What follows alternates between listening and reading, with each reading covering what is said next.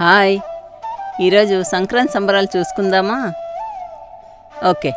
సంక్రాంతి అనగా నూతన క్రాంతి. సూర్యుడు మకర రాశిలో ప్రవేశించడాన్ని మకర సంక్రమణం అంటారు. అయితే ఈ సంక్రమణాన్నే సంక్రాంతి అంటారు. ఈ సంక్రాంతి దేశమంతా వేరే వేరే పేర్లతో జరుపుకుంటారు. ఇది 3 రోజుల పండుగ. మొదటి రోజు భోగి పండుగ, రెండో రోజు సంక్రాంతి, మూడో రోజు కనుమ.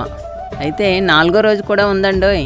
కొన్ని ప్రాంతాల్లో ముక్కనుమ అంటారు, అదే బొమ్మల పండుగ. అయితే ఈరోజు మన చింటూ పండగ సంబరాలు చూద్దాం. అది ఒక అందమైన పల్లెటూరు. ఇంటి ముందు రంగురంగుల ముగ్గులు, గొబ్బెమ్మలు, తోరణాలు, మొత్తంగా పండుగ వాతావరణం గుబాళిస్తోంది. మన చింటూ 8 ఏళ్ల వయసు. పండగ వచ్చిందంటే అతని ఆనందానికి హద్దులుండవు. సంక్రాంతి పండగ కోసం ఎదురు చూస్తూ ఉన్నాడు. రానే వచ్చింది. ఉదయాన్నే భోగి. ఉత్సాహంగా ఆనందంగా లేచాడు. ఈరోజు భోగి. అందరూ స్నేహితులతో కలిసి భోగి మంటల వద్దకు వెళ్ళాడు. సరదాగా అందరూ భోగి మంటల వద్ద కాసేపు గడిపారు. చింటూ తన అమ్మా నాన్నలతో చెల్లితో కలిసి ఇంటికి తోరణాలు కట్టాడు. రకరకాల ముగ్గులు వేశారు. ఇంకా అమ్మ వంటింట్లో రకరకాల పిండి వంటలు, అరిసెలు, బూరెలు చేసింది.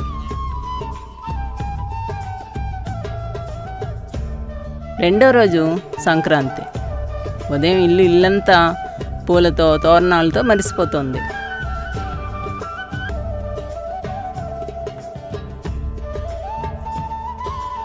అందరూ కొత్త బట్టలు ధరించారు. ఇంట్లో అమ్మ పొంగలి తయారు చేసింది. అందరూ గుడికి వెళ్ళారు. వినాయకుడు ఇంకా అమ్మవారి గుడికి వెళ్ళారు.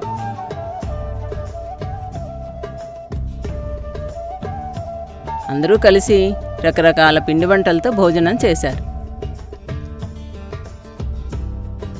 తర్వాత హరిదాస్ వచ్చి గోవిందా గోవిందా అని పాడుతూ అందరినీ ఆశీర్వదించాడు.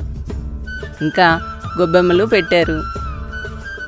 మధ్యాహ్నం పిల్లలంతా గాలిపటాలు ఎగరవేయడానికి పొలాలకు వెళ్ళారు. ఆకాశం అంతా రకరకాల గాలిపటాలతో అద్భుతంగా ఉంది.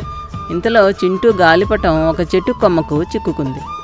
బాధపడుతూ కూర్చున్నాడు. అప్పుడు స్నేహితులంతా వచ్చి సహాయం చేశారు. మన చింటూ మళ్ళీ గాలిపటాన్ని బాగా పైకి ఎగరేశాడు. సంతోషంగా అందరూ సరదాగా ఆడుకున్నారు. మూడో రోజు కనుమ. ఈరోజు పశువుల పండుగ. ఎద్దులకు స్నానం చేయించి కొమ్ములకు రంగులు పూసి పూలతో అలంకరించారు. ఊరంతా గంగిరెద్దుల ఊరేగింపుతో ఉత్సాహంగా మారిపోయింది. డప్పులు పాటలతో ఊరంతా గంగిరెద్దుల ఊరేగింపులతో ఉత్సాహంగా మారిపోయింది. చింటూ పశువులకు నమస్కారం చేసి, మనకు అన్నం పెట్టే వీళ్లకు కృతజ్ఞత చెప్పాలి అన్నాడు. ఇంకా 4గో రోజు కూడా ఉందండోయ్, ముక్కనుమ. పిల్లలందరికీ ఇష్టపడే బొమ్మల పండుగ. ఆ రోజు రకరకాల బొమ్మలన్నీ పెట్టి మిఠాయిలు పంచుకొని తింటారు.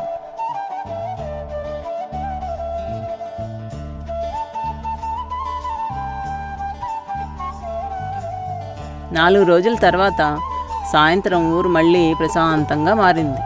అందరూ ఆరు బయట కూర్చున్నారు. చింటూ ఆకాశం వైపు చూస్తూ ఈ సంక్రాంతి చాలా బాగుంది అన్నాడు.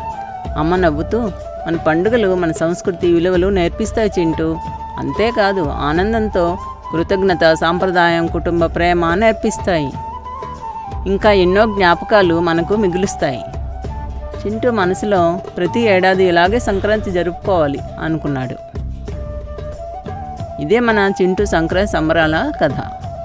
మీకు ఈ కథ నచ్చినట్లయితే లైక్ చేయండి, షేర్ చేయండి, సబ్స్క్రైబ్ చేయండి. మన చింటూని ఆశీర్వదించండి.